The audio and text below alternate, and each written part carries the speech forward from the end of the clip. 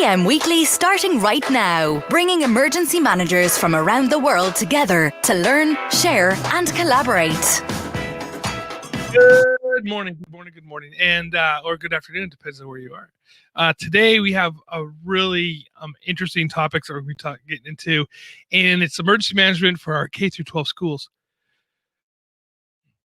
So, emergency management is always a challenge, but when you start adding children into it, it even gets more of a challenge. And so I'm excited to have our guest come on, and I'll introduce him in a second.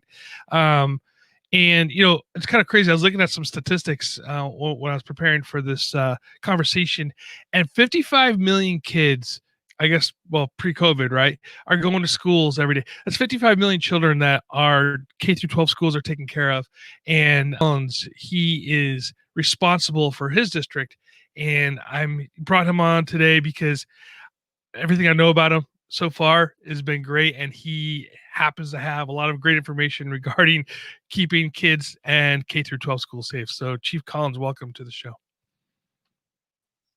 Hey, Todd, thank you, and it's great and an honor to be here. And hello to your fans out there in the EM World Weekly world. Absolutely. I was talking to you off camera about sports, right? And this weekend is a big game coming up for the Buffalo Bills that are going to be able to move on to the Super Bowl for the first time in many years, and hopefully this time they'll win. And so Kelly McKinney, who happens to be a Chiefs fan, and I were talking, and if you guys remember Kelly McKinney, he's the author of The Moment of Truth. He's been on the show, big friend of the show. He's out there listening right now. I know he is.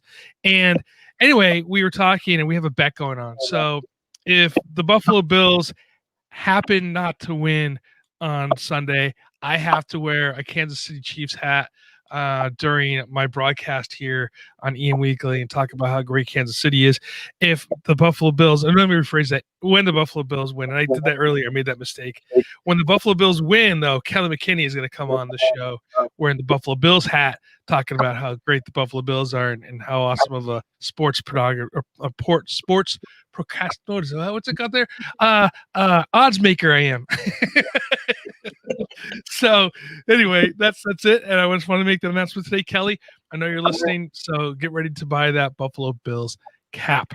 So, Chief, that's not what we can watch you down here. We didn't bring you in here to talk about sports, although we could, but because being from Texas and all, I'm sure you like football. Yes, sir. Dallas Cowboys all the way. That's unfortunate. I was liking you till just about that point, but that's okay. Well, we'll let those discretions go by right now.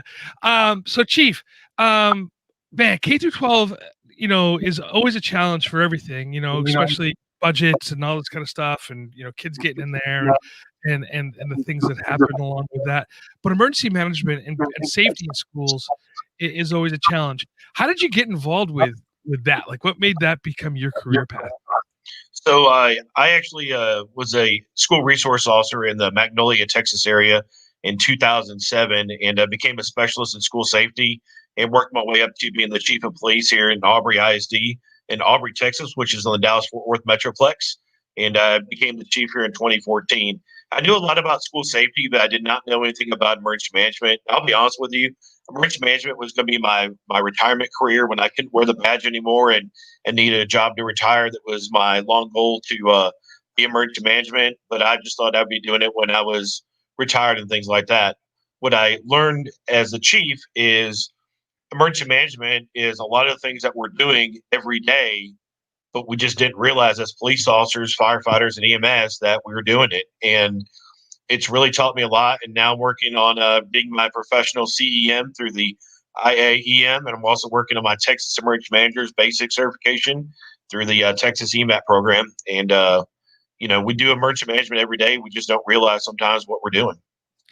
Yeah, absolutely. And that is the challenge for us in emergency management, is to let those that are in the lights and sirens understand that the roles do cross, but there is some differences for sure on that. So how has the K-12 world changed? Especially on the safety side since COVID has come along. We have the district and the educators have a more appreciation for emergency managers and what we're doing. It's actually really interesting because with K through 12, the emergency management was just kind of in the background. We would be planning events and planning for spectators and large events, but nobody really knew what emergency managers did until COVID-19 hit. And now we're working with contact tracing. We're working with socially distancing. How do we plan football games, large events to have a safe experience? Just different things that people didn't want to. Our district is fortunate enough through the state of Texas. We have the antigen COVID testing kits for our students and staff, and we're doing about 25 tests a day for students and staff here that need it, that whether they test positive or negative, but we're here to help, and it's just different parts of the emergency management that we never thought we would be doing. I never thought I'd be doing a COVID testing in a school district. It wasn't something I exactly planned for. Right. Yeah, no kidding, right? You ever think about having to do those tests all the time and trying to get people back into the fabric. One thing I find interesting about schools, and I think it's something that we take for granted, right? And this 2020 and moving into 2021 has really shown me how schools not only are there to teach our children, but it really becomes part of the fabric of the community. And what I mean by that is, school events, like things that you would think that, okay, it's separate from your life, but it really does impact how your community takes a look at itself and the pride that the community has that the schools do. And I think, with the kids not being in school has also created some additional issues for them. How is your school dealing with the mental and the emotional aspects of children not being in the classroom? Actually, Todd, we're the opposite. Here in Aubrey, Texas, we have about 95%, maybe a little bit more of our students back in the classroom 5 days a week. We've offered 3 different options for the first part of the school year. And as the school year has progressed, more students have come back. And right now we're about 95% back in the school, minus, occasional COVID case where we have to quarantine some students or things of that nature, or students have medical needs where it's not a safer environment where the remote environment's there. When we look at student mental health, you have to be able to have that resources. And we have a great mental health team. We have a district-based threat assessment team here, but we're actually going out to make contacts with our students and our families. Some of the best things that we did last March through June was the effect of we were helping with the food drives and getting food to our needy families that need it. And it was a one way to get a pulse on those kids of what's going on, how they're handling it emotionally, how they are dealing with the stress. Right now, when the COVID-19 pandemic hit back in March, we were seeing a lot of people lose their jobs, and it was really causing some stress. So it was a way for us as police officers to get out in the community, do some welfare checks, and start connecting our community to different resources they need. So as police officers, emergency management, having those connections with the kids makes a huge, vital difference to what we're doing.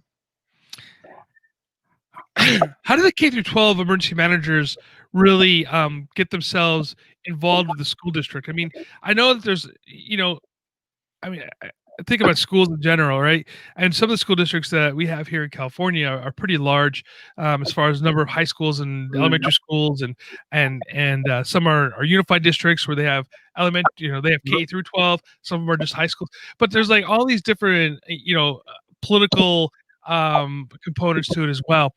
Does the emergency manager, are they reporting to the board? Are they reporting to the principal? Like what position, where do they live, I suppose, in the K through 12 in your experience? So K through 12 is usually housed under safety and security or under the police department, under the chief of police, which reports to the superintendent and the school board.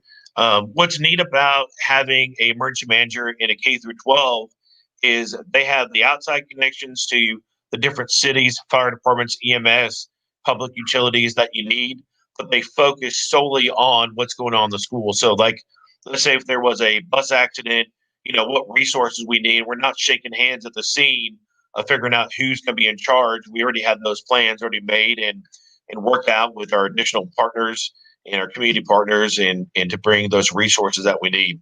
Same thing with like football games. If you take a basic football game and you're planning that as an emergency manager, it takes one less stress off the superintendent who's actually in charge of the district and it makes it easier. So having your own independent school district police department that works solely for the school district, it's a specialized occupation, specialized job.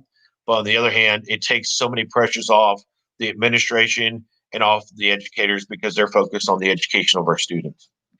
Now, talking about football, and I don't know how it is in your district necessarily, but I had a friend of mine who went to school in Texas, and we're talking about the games and the crowds that come to those football games. You're talking about thousands of people going to a high school football game. These aren't small events by any means.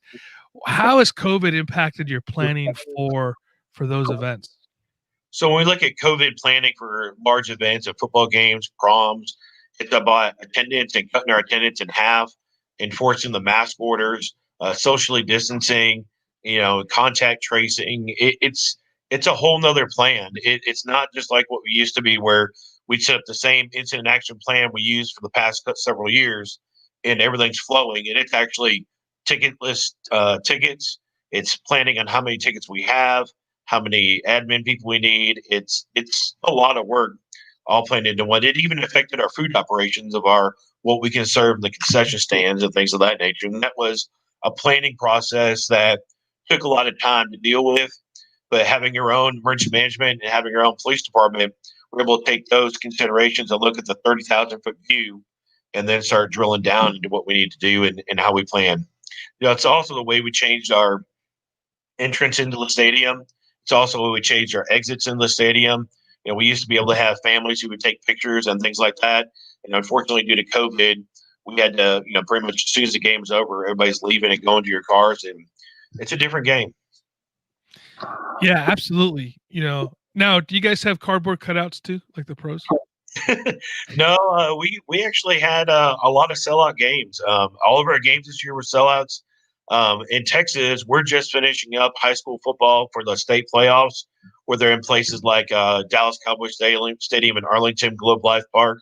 And even those crowds, they're socially distanced, but they were selling out pretty good. So it's another thing of working through those events. I think our biggest event that we did this year that I'm most proud of was graduation. Graduation for the June of 2020 graduations was a nightmare for these kids, but we wanted to make it as special as what we could. We partnered with Texas Motor Speedway here in Fort Worth, Texas, and we actually were able to have a socially distanced graduation for our kids, where the kids actually received their diplomas on the finish line of the Motor Speedway. So it's as they walked across the finish line, it was a truly pleasurable moment where parents got to see it. It looked a lot different than normal graduation, but it meant so much for those kids, and having the honor to plan that with our folks from Motor Speedway and the different districts, it was a really neat opportunity to do. That's awesome. Yeah, I mean, that's the hard part right now with, especially here, like for us in California, of the kids being able to have some sort of normalcy when it comes to graduation, to proms, and things like this, which aren't happening. And it's kind of a bummer for some of these kids, right? I mean, this is for some of them, this is the end of their education career. For others that are going to college, it's a whole other going to be another experience, but still. But hey, Chief, quick question for you. So as we start going into planning for things, I use my VanQuest bag for everything that I do. And this is my everyday carry first aid kit that I keep in my bag for me. It's a little. I have all my first aid stuff in here. It's a really nice bag. Everything you could possibly use it for. And by the way, if you want to get a VanQuest bag, if you go to vanquest.com, you can also get a 10% discount by using EM5 weekly in the checkout code. That's vanquest.com for your quality VanQuest gear.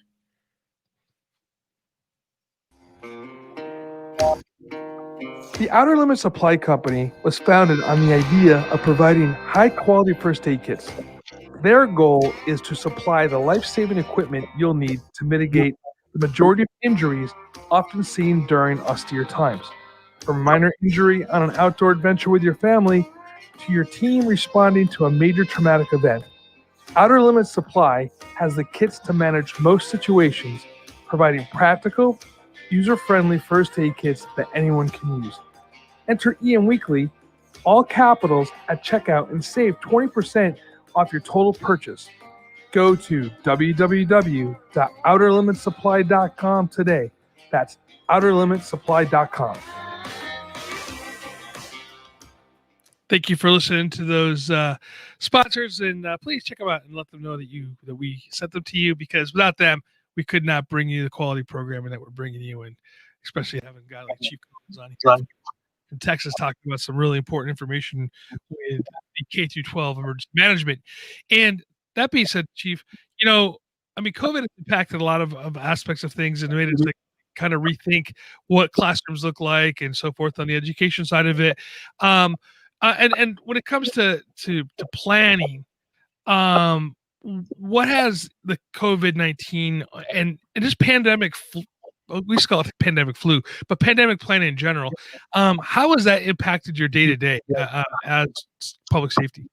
It impacts us a lot because we're at more events than what we were before, making sure that the kids feel safe, parents feel safe, making sure that we have a safe environment for our kids. But it also looks different in just how we plan for events. Whoever thought when we left for spring break in March, we would never come back for the remainder of the school year. So when we were rolling these things out, not knowing early, only having the early information about the pandemic, is rolling out socially distanced things. It was rolling out how to pick up things, how to get events picked up, and trying to calm the fears. And now we're working with our local health officials, to get ready to have vaccinations and things like that. We're also working on those contact tracing things. We have a student that tests positive. Who are they sitting around? Making sure our kids are having their mask and face shields and things like that, dust shields. School is different this year. And it's a lot of stress for our teachers. But our teachers are so committed and dedicated to the educational field. They're doing anything and everything they can do for these kids, whether it be if they're a remote student or face-to-face, or even if they have to go short-term remote because they're quarantined, our teachers are going above and beyond. And man, our teachers are caring to make sure these kids get the education they need. So it's about planning.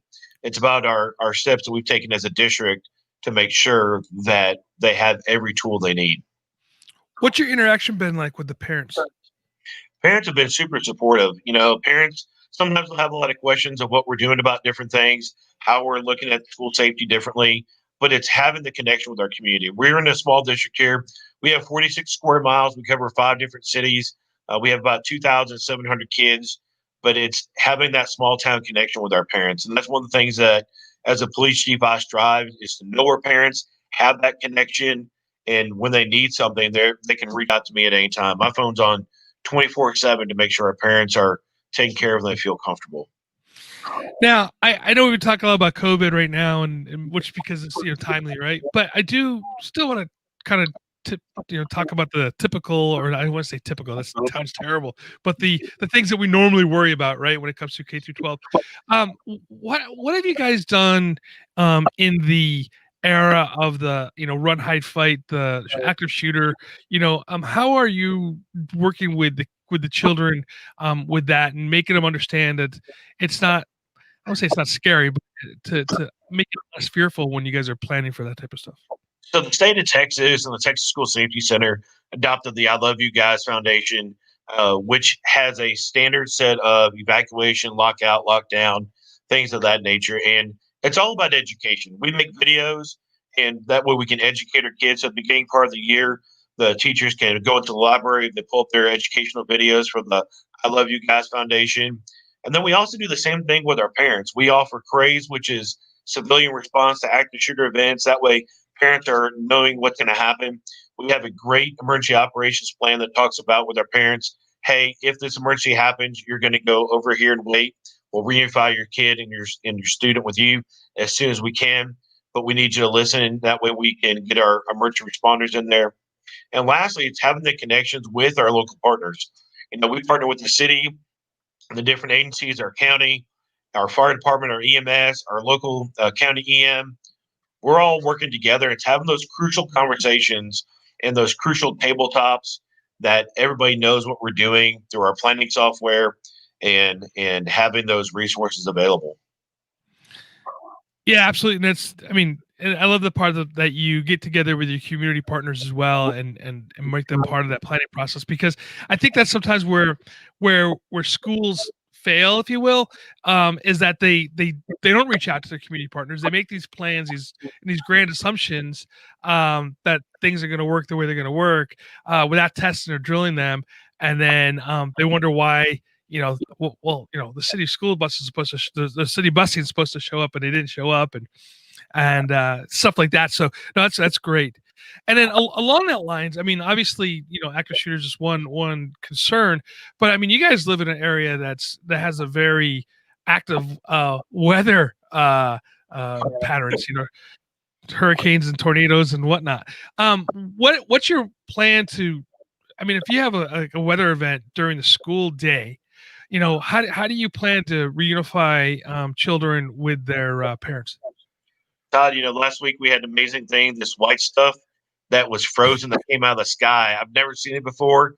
I thought it was like a COVID apocalypse, but someone told me it was called snow. We haven't seen snow in the Dallas-Fort Worth Metroplex in a while, but it definitely throws a wrench into some things. But to answer your question, we work through the standard reunification process through the I Love You Guys Foundation, and we work with our parents to get that going as we connect students and parents together. It's all based on that, So when we had our weather event, which was the first week in January, we came back the night before, the weekend before. We're watching the weather.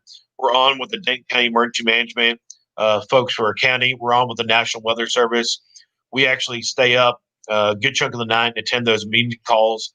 And then about 4:30 in the morning, I start driving roads to see if we can get our school buses out, things like that, what dangers we have, and updating our community and updating our central district administration team of weather operations and things like that. So we actually set up our regular EOC. We start standing it up, and we start monitoring the weather and making sure those conditions are just right and a safe environment for our kids. Same thing happens with our weather. If we would have a tornado or a severe thunderstorm, we're evacuating kids from playgrounds, things like that.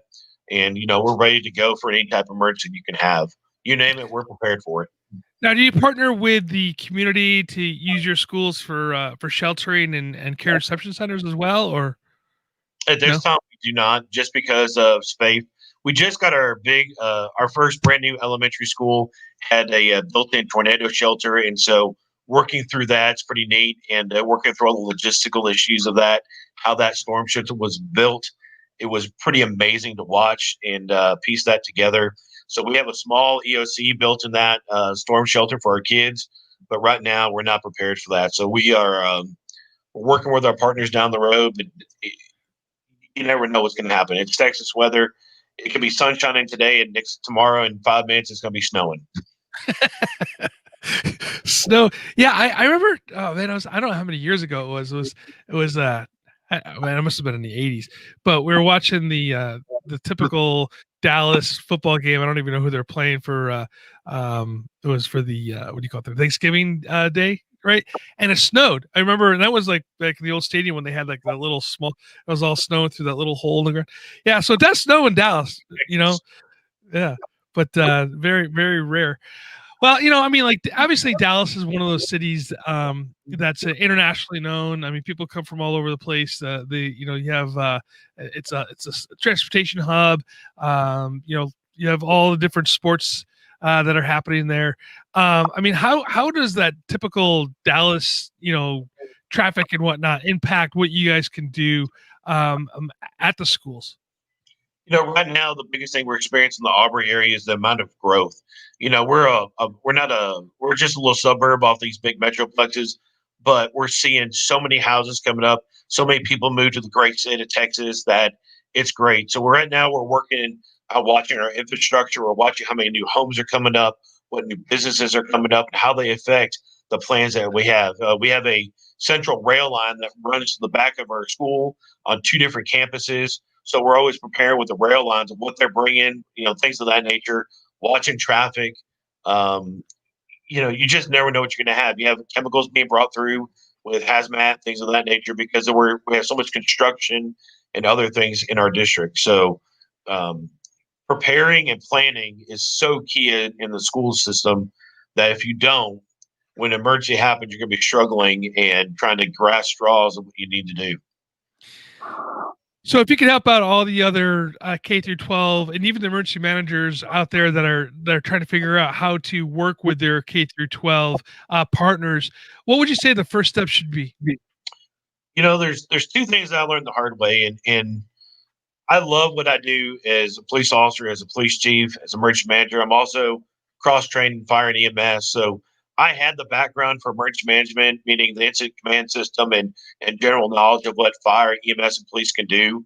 But the biggest thing is get the education. Right now I'm working on my national IAEM CEM certification along with my Texas cert. But going through the NIMS ICS classes, going through FEMA and their ICS classes, open your mind and expand. And if you don't know, ask your counterparts. We have some great partners here in Denton County that have taught me so much and mentored me so much about EM. But the other thing is find a software program that works for you. We have an ICS software program that helps us with our mainstream for event planning, radio traffic, things of that nature. And we have a secondary program that helps us with threat assessment and where everything is in our schools and different things. Have all your pre-plans made. Work with your county partners. Work with your city officials. Take in the police officers that maybe work in that beat of the school. Show them what's going on. Show them the insides and outsides of that school. You got to have the partnership, because if not, shaking hands at the scene and trying to develop that trust is not going to work well in an emergency. And that's one thing I can tell everybody is being a school district, we specialize in a lot of things and we take a lot of pressure off the cities because we're so specialized. But having that partnership and that relationship built is huge in a crisis. Chief, what's your biggest challenge? The biggest challenge is always not having enough funds and not having enough manpower. It's there's so many things to do in a smaller district. The funds are limited, so we stretch. So not only do I function as a police chief, but I also function as an emergency manager. And it's making sure that we always have time to make sure the safety and security of our schools is a top priority, making sure that we connect with our kids, connect with our parents, find out what the pulse of the community is doing, and making sure that we talk with our admin. Hey, we're seeing this trend. We need to work on this, or hey, we need to pay attention to that. It's all different things that we can do to help our community. Have you had much pushback at all from the teachers and or administration when it comes to your planning and drills and stuff like that? No, this year we modified some things thanks to the Texas legislators, but drilling is one important thing. And one of the things that I do is we sit down, we have a roundtable with the teachers at every campus. What are your concerns? What are you seeing? What questions can I answer for you before the school season starts? That way, it helps them go through any problems they may have or issues they may have. We have some great communication and dialogue there for our teachers. And I have an open door policy. Anybody can come see me. Anybody can call me. Anybody can email me. My phone number is not secret in the district, and we're here for them. So it's building those relationships and making the teachers feel comfortable and solving the problems that were there. Interacting with them during the drills is amazing process. It solves a lot. Now, have teachers ever had concerns? And I don't want to say it in a negative way. Trying to figure out how to formulate this question that are something that you go I mean, without putting, you don't have to worry about that. But you still want to make sure that you're hearing their concerns and addressing them. But they're well, what happens if the asteroid falls out of the sky type question? Any teacher is going to think about the worst case scenario. And the most that we hear about is our loving, caring educators on the elementary level, because God bless them all. They do an amazing job with those kids, but they treat them just like their own kids. And that's one of the things that I love about our educators across the great state of Texas and across the United States. They care for our kids. So the way I look at it is when you send your child to school, they're my responsibility for their safety and security. And I want to make sure that I provide them the best and safest environment. So we work through a lot of those what if scenarios, this and that. A middle school kid, I can get out of the building easier. If we have a threat at one end, I can get them out of the back door of a school a little bit easier than an elementary kid. An elementary kid, a lot of times we're going to keep them locked down just because they're young kids. It's harder to get them out, and expose them to the danger. So it's working through the process, making sure teachers and staff always feel safe and secure, and making sure that we can provide the best and safest environment for what they need. How about your high school students? High school kids, it's an educational process. It's the opportunity to go talk to them. Sorry about that. That was perfect timing. I apologize. But, we talk about high school kids. They get concerned too, but they're a little bit different, because some of them, if we were to go into lockdown, they may run or go here, and we'd have to find a different reunification process for them. But on the other hand, they really are responsible where you can, if you have a threat at one end of the building, you can move these kids to the offsite evacuation areas and do different things with them because they're a little bit older. They'll listen to you and things like that. The downfall we have with high school kids is the use of phone and social media. So we could be doing a drill, and what is everybody knows is a drill. Their broadcasting is a live event, and it can cause some issues on the social media side. Oh, absolutely. Absolutely, man. Well, Chief, thank you so much for your time today. I mean, it's just to learn more about K-12 emergency management and public safety is always great. I don't want to say it's a mystery, but it's definitely something that we don't really put on the forefront. Real, Todd, and emergency management in schools in Texas is on the rise. And if the legislators keep pushing what they're doing, and I think this is going to happen soon, each district will be required to have a certified specialized person just to do nothing but emergency management. And it's a great field. Like I said, I never thought I'd have this opportunity to be in emergency management until I retired, but I'm so glad that I'm learning every day something new and the training that I'm getting from my mentors and things like that. So I'd like to say thank you to you and your show and your mentors that are on the show. And it's an honor to be asked to come on to your show today and to speak with our colleagues from across the United States. Awesome, Chief. Hey, if people want to reach out to you, how can they find you? You can find me on LinkedIn as Chief Scott Collins, or my Twitter profile at Chief Scott COLL1, or at Aubrey ISD. And I'll be here to take care of anybody that needs it. If you guys are educators or emergency management in school districts that need anything, my personal email is chiefcollins390@gmail.com, and I look forward to hearing from you. Awesome. And those stuff that all the information will also be down in the show notes.